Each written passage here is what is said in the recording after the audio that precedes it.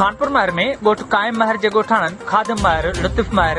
नवाब महर, एहसान महर ऐं ॿियनि बासरनि वॾेरनि ॾाता ॾिनो महर, बाक़ी खान महर, दोस्त मोहम्मद महर, हाशिम महर, अलहदाद महर ऐं ॿियनि ख़िलाफ़ सेशन कोर्ट में हिरासमेंट जी पटिशन दाख़िल कराए छॾी आहे। इन हवाले सां वधीक तफ़सील ॾियण लाइ असां सां गॾु लाइन ते मौजूदु आहे नवाब मीराणी। जी नवाब, ॿुधाइजो त वधीक कहिड़ा तफ़सील आहिनि इन हवाले सां?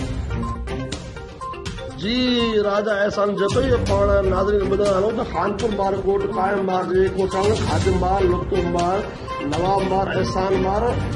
ऐं ॿिनि बासरनि वॾेरनि ॾाता ॾिनो मार, बाक़ी खान मार, दोस्त मोहम्मद मार, हाशिम मार, अलहदाद मार ऐं ॿिनि ख़िलाफ़ सेशन कोर्ट में हिकु हिरासमेंट दाख़िल कराए छॾी आहे। हिननि कोटाणनि खानपुर मार जे मीडिया ऑफिस पहुची ॼाणींदे ॿुधायो त बासरनि असांजो जीवन जुगाड़ करे छॾियो आहे। असांजे क़दीमी ॻोठ कायम मार जे अहसास वारी ज़मीन ते अथर जे ज़ोर ते नाहक कब्ज़ो करे वरितो आहे ऐं असांजे कोर्ट जा रस्ता बंदि करे छॾिया आहिनि। हिननि जो वधीक चवणु हो त असांखे हिकु हफ़्तो गुज़री वियो आहे ऐं एहजाज कंदे रोज़ अख़बारुनि ऐं इलेक्ट्रिक मीडिया में ख़बरूं हलनि पियूं, पर अफ़सोस त कंहिं बि चोरी निमाइंदे को बि नोटिस न आहे वरितो। हिननि PPMNA सरदार मोहम्मद खान मार, ज़िले इंतज़ामिया DC घोटकी, SSP घोटकी ऐं ॿिनि वसवारनि खां मुतालबो कंदे चयो त ख़ुदा असांजी जाइज़ मदद कई वञे, असांजे ॻोठ जे एहसास वारी ज़मीन बासरनि खां कब्ज़ो ख़तमु करे असांखे ॾियारी वञे ऐं जेतिरे ताईं ॻोठ जे एहसास वारी ज़मीन असांखे न ॾियारे वेंदे ओतिरे ताईं असांजो एहजाज जारी रहंदो। जी